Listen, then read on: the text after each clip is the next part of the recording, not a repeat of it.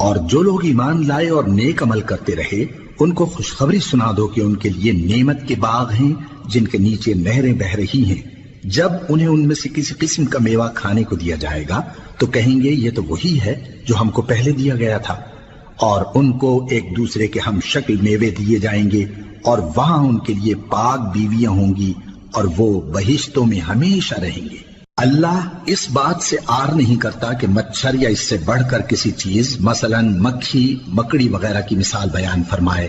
اب جو مومن ہیں وہ یقین کرتے ہیں کہ وہ ان کے پروردگار کی طرف سے سچ ہے، اور جو کافر ہیں وہ کہتے ہیں کہ اس مثال سے اللہ کی مراد ہی کیا ہے.